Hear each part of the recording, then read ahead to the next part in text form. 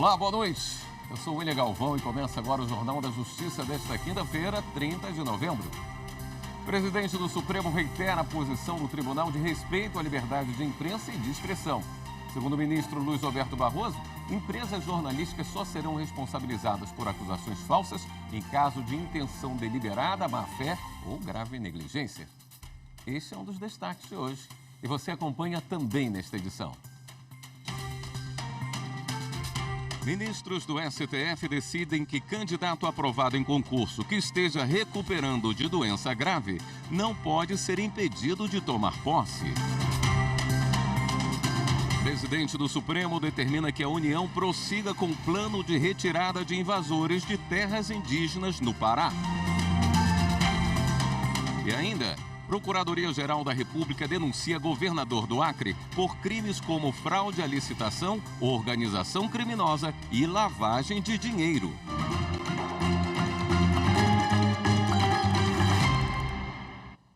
O presidente do Supremo Tribunal Federal, na abertura da sessão plenária de hoje, falou sobre a decisão da Corte envolvendo a responsabilização de veículos de imprensa. O ministro Luiz Roberto Barroso explicou que as empresas só vão ser responsabilizadas por acusações falsas em caso de intenção deliberada, má-fé ou grave negligência. E reiterou a posição do tribunal a favor da liberdade de imprensa e contra a censura prévia.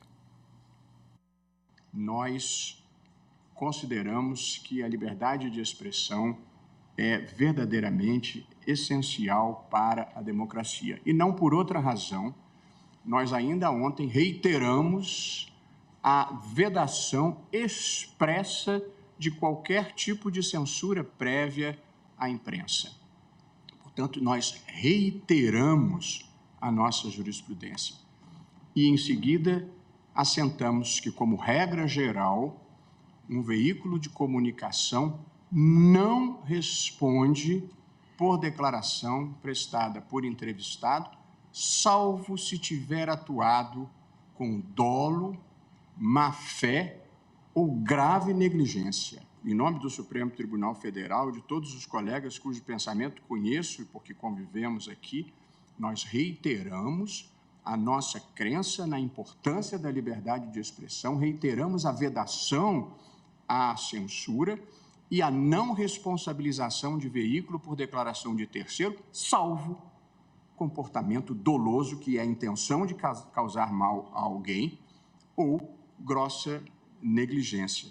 Portanto, gostaria de prestar esse esclarecimento, porque a imprensa continua a ter no Supremo Tribunal Federal um parceiro e, na democracia brasileira, que nós conseguimos fazer prevalecer em meio a muitos ataques, penso que o Supremo, a sociedade civil e a imprensa tiveram um papel decisivo e, portanto, nós confiamos e apoiamos a imprensa profissional agora e sempre. Os ministros do STF decidiram que concurso público não pode excluir candidato que se recuperou de doença grave. A decisão servirá como base para outros processos semelhantes que tramitam na Justiça sobre o assunto. Reportagem de Marta Ferreira. O caso discute se é válida a exigência de um período de carência para a posse de candidatos a cargos públicos que tenham sido diagnosticados com doença grave. A discussão chegou ao Supremo porque uma candidata aprovada em concurso do Tribunal de Justiça de Minas Gerais acabou sendo impedida de tomar posse. A mulher havia passado por um tratamento de câncer de mama. Depois da nomeação dela, a junta médica responsável pelo exame de admissão a considerou inapta para assumir o cargo de oficial judiciária. A justificativa era que o Manual de Perícias Médicas do Tribunal vedava a admissão de candidatos com doenças graves. De acordo com o documento, candidatos que já haviam passado por cirurgias só poderiam ser admitidos 5 anos depois de terminar o tratamento. O caso foi levado a plenário. A defesa da candidata alegou, entre outros pontos, que houve ofensa ao princípio constitucional da isonomia. O perito disse que não tinha condições de prever a expectativa de vida da dona Vera. A preocupação é se o perito disser que tem condição e se o tribunal motivar que tem condição. É possível estabelecer que a expectativa de vida, possível ou não, baseada em estatística, é critério de exclusão do serviço público? Com todo respeito ao Tribunal de Justiça de Minas Gerais, que já revogou a regra, mas talvez tenha sido um dos poucos, esse critério é abstrato, excludente, preconceituoso e abstrato. O procurador do Estado de Minas Gerais pediu que algumas ponderações fossem levadas em conta na decisão. O Estado de Minas Gerais requer seja levado em consideração a seguinte ponderação: seja realizado, durante o estágio probatório, o acompanhamento do servidor portador de patologia potencialmente incapacitante, detectada à época dos exames pré-admissionais, a fim de que seja aferido se está cumprido rigorosamente o tratamento prescrito pelo médico assistente e, assim, após ser confirmada, mediante parecer conclusivo, decide-se sobre a sua aptidão ou inaptidão para o cargo. A Procuradora-Geral da República em exercício se manifestou a favor da candidata. No caso, verifica-se que exigir do candidato um período mínimo de 5 anos de remissão da doença para que possa tomar posse no cargo público não é razoável. O relator do caso é o presidente e ministro Luiz Roberto Barroso. Ele entendeu que houve ofensa ao princípio da dignidade da pessoa humana e do direito ao trabalho. Concursos públicos devem combater desigualdades, corrigir desigualdades e abster-se de praticar desigualdades. O risco futuro e incerto de recidiva, licenças de saúde e aposentadoria não pode impedir a fruição de um direito fundamental, especialmente o direito ao trabalho, que é indispensável para propiciar a subsistência, emancipação e reconhecimento social.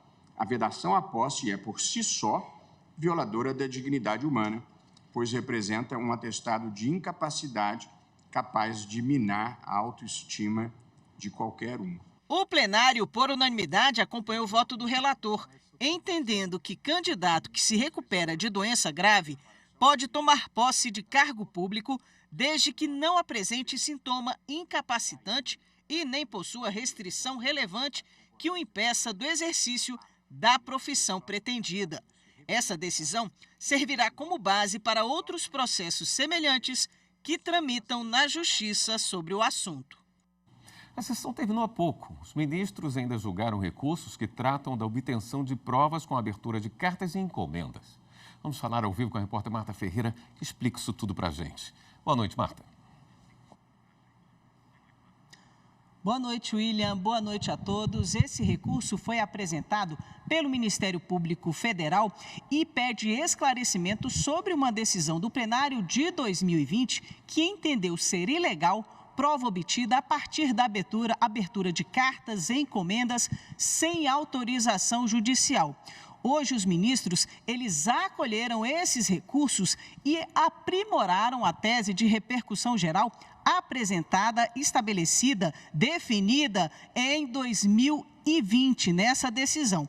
E hoje eles decidiram o seguinte: mantiveram o entendimento de que sem autorização judicial ou fora das hipóteses previstas em lei, a prova obtida a partir da abertura de cartas, telegramas, pacotes ou afins são consideradas ilícitas, exceto se ocorrerem em presídios e sob fundada suspeita da atividade ilícita.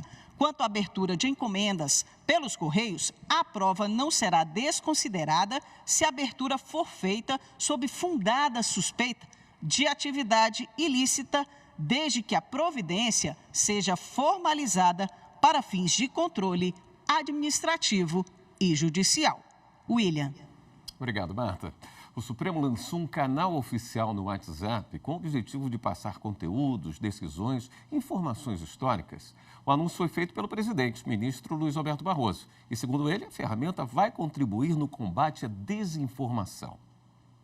O Supremo Tribunal Federal agora tem um canal no WhatsApp. Para acessar, abra o aplicativo da plataforma e acesse a aba Atualizações. Depois, clique no sinal de mais ao lado de Canais. Selecione a opção Encontrar canais e pesquise por STF. Pronto, agora é só seguir o canal para acompanhar as novidades do Tribunal da Constituição.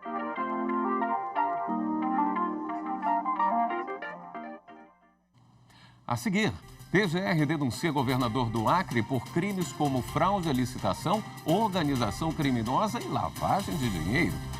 Voltamos já.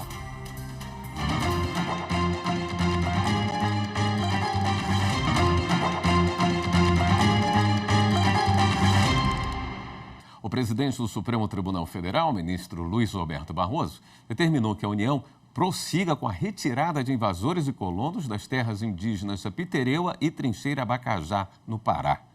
Renato Rosa. Relator da ação da APIB, o presidente do Supremo, Luiz Roberto Barroso, avaliou o comunicado da Advocacia Geral da União sobre uma decisão do ministro Nunes Marques. Duas associações de produtores rurais conseguiram suspender o plano de retirada de invasores e colonos. Para a AGU, houve uma aparente contradição com o que foi determinado pelo relator, que homologou o plano de desintrusão de terras indígenas no Pará. A terra indígena Apitereua fica entre os municípios de São Félix do Xingu e Altamira. Teve o maior desmatamento do país por 4 anos consecutivos.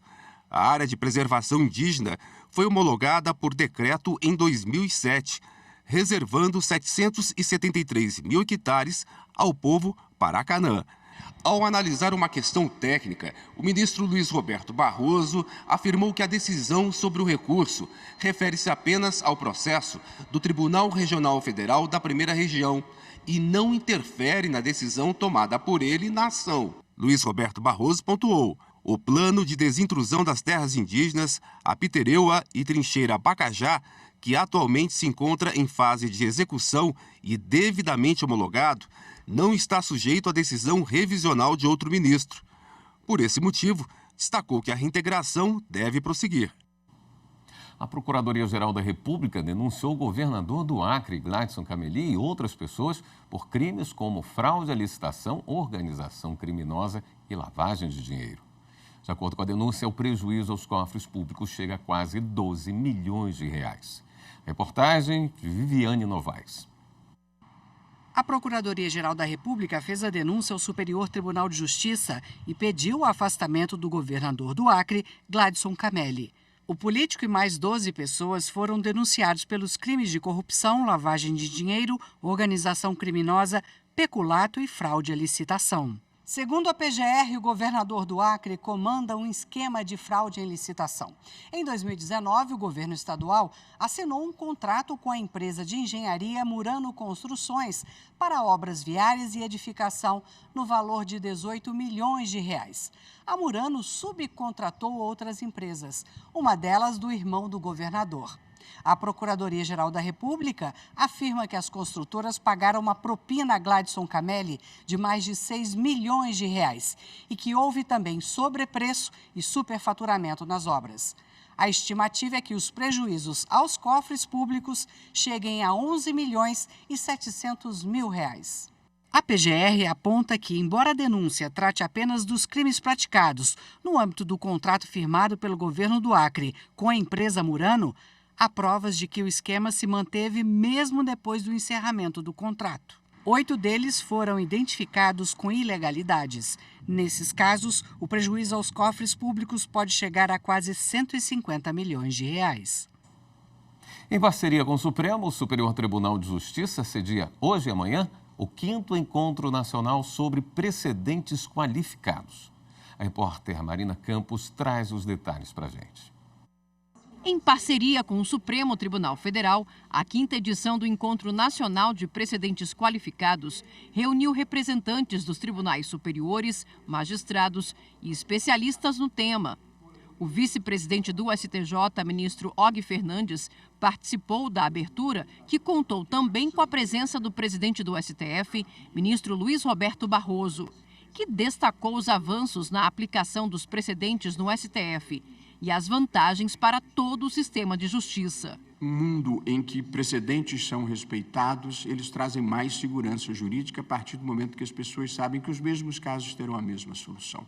Com o tema Diálogos para a Consolidação do Sistema de Precedentes, o encontro tem como objetivo aprofundar o estudo teórico e prático dos precedentes qualificados. Durante a cerimônia, a ministra Suzete Magalhães, presidente da Comissão Gestora de Precedentes e Ações Coletivas do STJ, que está prestes a se aposentar, foi homenageada pelo ministro Rogério Schietti Cruz, que também integra a comissão, e entregou uma placa em agradecimento pela atuação da ministra na corte. A ministra Suzete dava a sua palavra, né, como nós todos, mas o fazia com uma seriedade, um comprometimento absurdo. Assumiu agora há pouco tempo a presidência da comissão e, neste curto período, de maio até agora, já assinou 69 propostas de afetação. Vejam o empenho dela. E, como relator, afetou 27 temas repetitivos. A ministra Suzete Magalhães agradeceu a homenagem e lembrou do trabalho realizado para consolidar os precedentes dentro do Tribunal da Cidadania. Dentro em breve, eu deixarei a magistratura, mas eu o farei com o sentimento do dever cumprido, porque tenham a certeza, eu empreendi o melhor dos meus esforços e na Comissão Gestora de Precedentes e de Ações Coletivas do Superior Tribunal de Justiça, empreendi esforços para construir um judiciário sempre melhor. Justiça condena homem por atos preparatórios de terrorismo em Goiás. Assunto para o próximo bloco. Até já.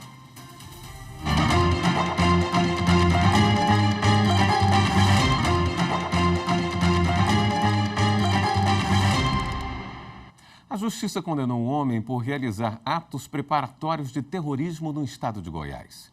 A sentença veio a partir de uma ação do Ministério Público Federal. As informações com o repórter Márcio Fontinelli.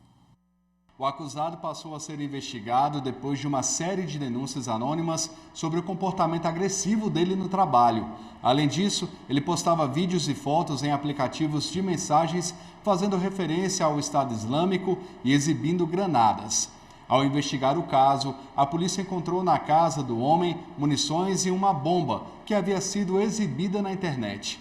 No histórico do computador também foram encontrados sites e postagens sobre armas, grupos extremistas e organizações paramilitares. Também foram identificados conteúdos racistas, discriminatórios e misóginos, além de conversas com pessoas em árabe e russo. Denunciado pelo Ministério Público Federal, o réu foi condenado pela Justiça Federal a 6 anos de cadeia, com base nos artigos da Lei Antiterrorismo. A sexta turma do Tribunal Superior do Trabalho decidiu que um auxiliar administrativo que assumiu o cartório após morte de tabelião não receberá verbas rescisórias. Repórter Anderson Conrado. O profissional argumentou que o cartório não tem personalidade jurídica e o titular falecido era seu verdadeiro contratante. Ao contestar o pedido, o espólio do tabelião sustentou que o contrato de trabalho estava em vigor, pois o auxiliar continuava a prestar serviços e era, inclusive, o responsável provisório pelo cartório. O TRT da Primeira Região, no Rio de Janeiro, reformou a sentença de primeiro grau e considerou que, conforme a lei dos cartórios, o estabelecimento não tem personalidade jurídica. Desta forma, o escrivão ou tabelião responde pela prestação pessoal de serviços dos seus empregados e pelas verbas contratuais decorrentes. Diante da pessoalidade do vínculo com o tabelião, o TRT concluiu que o falecimento extingue os contratos de trabalho firmados com ele, e o espólio fica responsável pelo pagamento das verbas rescisórias devidas. O caso chegou ao TST e foi julgado pela sexta turma. O relator do recurso do espólio, desembargador convocado José Pedro de Camargo, destacou a natureza híbrida dos cartórios. Ele explicou que, embora os cartórios apresentem características próprias de direito privado, também possuem nuances relevantes de direito público. Por essa peculiaridade, segundo ele, a morte do titular não acarreta ruptura imediata do contrato de trabalho dos empregados. Nessa circunstância, o Estado assegura a continuidade da prestação do serviço à comunidade, atribuindo ao substituto designado a responsabilidade pelo gerenciamento administrativo e financeiro da serventia vaga, o que inclui a gestão do quadro de pessoal. De acordo com o relator, o falecimento do empregador, pessoa física ou empresa individual, somente acarreta a resolução automática de contrato quando for impossível a continuidade da prestação de serviços ou quando não houver interesse para tanto. Nessas situações, produzem-se os efeitos da sucessão trabalhista, mesmo nas hipóteses de designação precária, em que o substituto responde interinamente pela serventia, por delegação do Estado. Ainda cabe recurso. Um candidato que não apresentou diploma exigido por edital de concurso no Pará não poderá assumir o cargo. A decisão do Tribunal Regional Federal da Primeira Região e quem explica o caso é a repórter Fátima Uchoa. O requisito para ingresso no cargo de professor na área de áudio e tecnologia musical em concurso público da Universidade Federal do Pará era a graduação em engenharia de áudio ou em música. Só que o candidato pretendia que fosse aceito como válido o diploma de engenharia de telecomunicação. Para isso, argumentou que esse profissional estaria apto a executar atividades relacionadas a áudio e também alegou não existir curso superior em engenharia de áudio, reconhecido pelo Ministério da Educação. Mas a 11ª turma do Tribunal Regional Federal da Primeira Região negou o pedido do candidato. O relator, desembargador federal Rafael Paulo Soares Pinto, observou que está expresso no edital o requisito da graduação em música ou engenharia de áudio, não sendo admitidos outros cursos. Ainda para o magistrado, permitir que esse participante não entregue a graduação exigida no edital violaria o princípio da isonomia ao colocá-lo em situação diferenciada dos demais candidatos. Com base em entendimento do Superior Tribunal de Justiça, o relator ainda destacou que, em concurso público, prevalecem as condições estabelecidas no edital e estas devem ser obedecidas fielmente, tanto pelo poder público como pelos candidatos. O Tribunal de Justiça de Mato Grosso realizou descarte de papel referente a processos arquivados. A ação social e ecologicamente correta faz parte do planejamento estratégico da instituição. A reportagem é de Fernanda Fernandes. O Judiciário de Mato Grosso realizou mais um descarte de documentos antigos e que não têm mais validade, oriundos do acervo de comarcas do interior, que estavam armazenados no arquivo central do TJ. A ação faz parte da gestão arquivística de processos e documentos da instituição. Esses documentos, eles passaram por todo o cuidado de uma gestão documental, de normativas, dentre elas a aplicação da tabela de temporalidade da área judicial, né, em que é vista toda a classificação do arquivo corrente, intermediário.